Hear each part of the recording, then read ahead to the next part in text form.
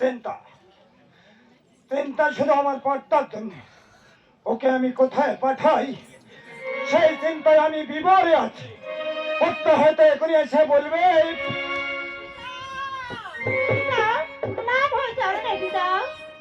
একই পদ্মা এত রাতে উল্কার বেগে তুমি আমার কাছে কিসের জন্য ছুটে এসেছো? পিতা, আমি কেন এসেছি জানেন পিতা? বলো।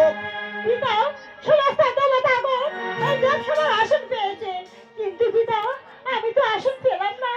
কি করে আমি এই দেবতার আসন পাবো পিতা? না পদ্মা, এই দেবছয় তোমাকে কেউ দেবী বলে স্বীকার করে না। সত্য পিতা। কিন্তু তোমার উপায় একটাই আছে মা।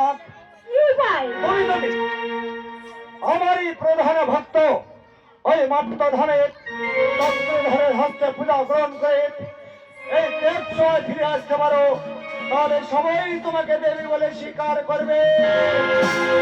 আচ্ছা পিতা, আপনার কথা মতো আমি চললাম সেই মত্তলোকে। বর্তমানে আবার কি হলো পিতা?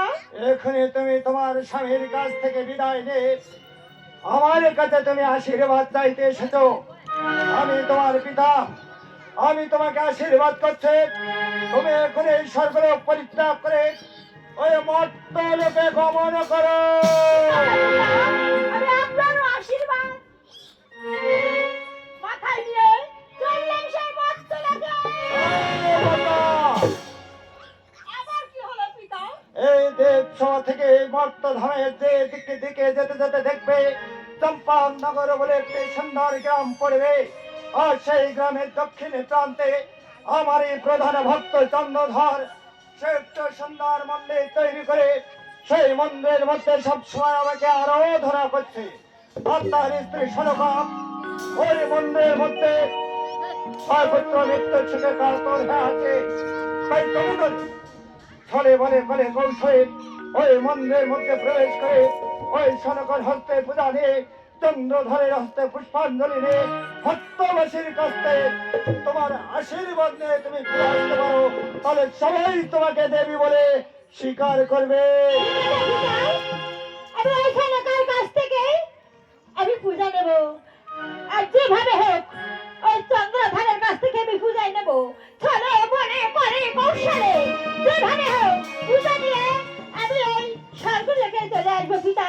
তাই আমি আপনার আশীর্বাদ নিয়ে আমি চললাম সেই মর্তলোকে। পিতা, ওই চন্দ্রধরের হস্তে পূজা গ্রহণ করতে গেলে তোমাকে অনেক ঝাঁঝ ঝঞ্ঝার মধ্যে পড়তে হবে। তাই তুমি তোমার ওই পবন পুত্র বীর হনুমানকে সঙ্গে নেবে, সেই তোমাকে সমস্তকে বিপদ থেকে উদ্ধার করবে। কিন্তু একটি কথা বলতা, কি কথা পিতা? ওই পবন পুত্র বীর হনুমানকে ঠিক যেটুকু ব্যবহার করা প্রয়োজন তুমি সেটুকুই ব্যবহার করবে। তা না হলে তোমার একটি আঙুলের ইশারায় ওই পবন পুত্র বীর হনুমান চক্রতে ধ্বংস করে দেবে। তাই হবে পিতা। এবারে বলো তুমি আমার কাছে কি চাও? পিতা, আমার খেলার সাথী উষার অনুরোধকে আমার সঙ্গে নিয়ে যেতে চাই পিতা। বুঝতে পেরেছি পদ্মা, বুঝতে পেরেছি। তুমি তোমার খেলার সাথে উষার অনুরোধকে না হলে ওই চম্পা নগরে চন্দ্রকান্ত সৌদাগরের হস্তে প্রাণ পূজা গ্রহণ করে তুমি দেবসভায় ফিরে আসতে পারবে না। কিন্তু আমাদের উষার অনুরোধ, আমাদের এই দেবসভায় একদিন নর্ত এবং নর্তকী ছিল, ওরা আমাদের দেবসভায় নৃত্য করত। কিন্তু একদিন ওদের নৃত্যের তাল ভঙ্গ হওয়ায় আমাদের ইন্দ্রদেব ওদেরকে অভিসম্পাত করেছিলেন। ওদেরকে এই স্বর্গলোক পরিত্যাগ করে মর্ত লোকে গমন করতে হবে। কিন্তু ঠিক সেই মুহূর্তে সেখানে আমি উপস্থিত ছিলাম। তাই বলেছিলাম ইন্দ্রদেব ওদেরকে আপনি আমার হস্তে তুলে দিন, ঠিক সময় মতো আমি ওদেরকে মর্ত লোকে পাঠিয়ে দেব। কিন্তু আজ পর্যন্ত কোনো বিশ্বস্ত কাউকে আমি পাইনি। হ্যাঁ, তাই তুমি আমার কন্যা পদ্মাবতী, আমি তোমার শুনে উষার অনুরোধকে এই মর্ত লোকে পাঠাবো। কোথায় উষা, কোথায় অনুরোধ? আপনি আমাদেরকে স্মরণ করেছেন প্রভু। হ্যাঁ, আমি তোমাদের দুজনকে স্মরণ করেছি। কেন, কিসের জন্য? তাহলে শোনো উষা, শোনো অনুরোধ, আজ হতে তোমরা দুজন এই স্বর্গলোক পরিত্যাগ করে মনুষ্যার শুনে ওই মর্ত লোকে গমন করো। বেশ প্রভু, আপনার আদেশ আমাদের শিরোধার্য। যাওয়ার বেলায় এই অধম দুটি সন্তানের করুণ প্রণামটুকু আপনি গ্রহণ করুন।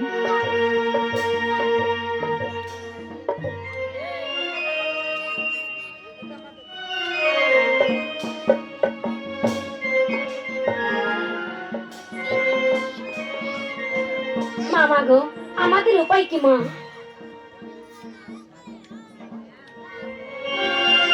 উষা,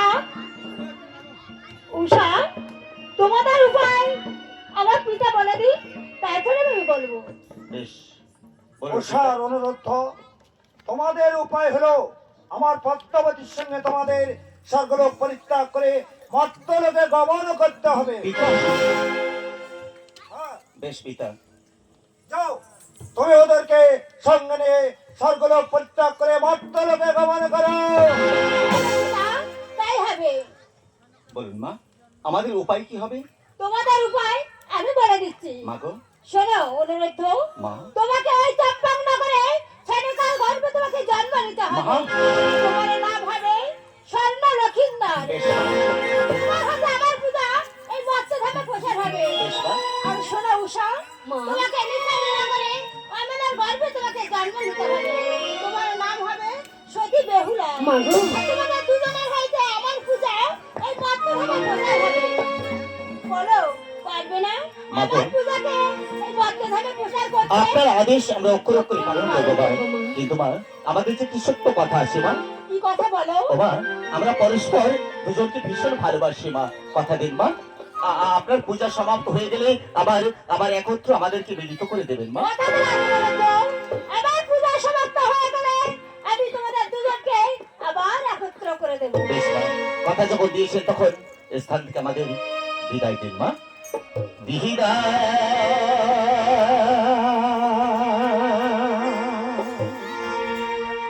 দাও গো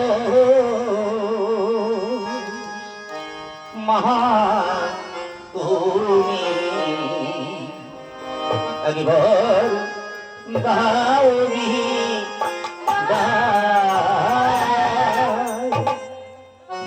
বিদায় দাও গো মহা তুমি, একবার দাও বিদায়।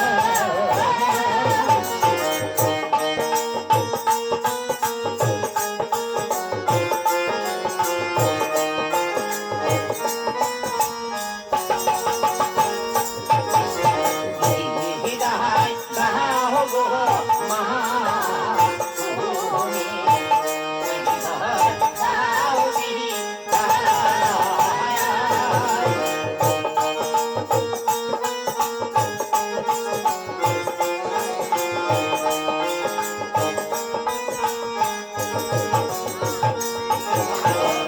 তোমার পূজা পূজার হবে, তোমার পূজা পূজার হবে, মহাকাশী ভয় হবে।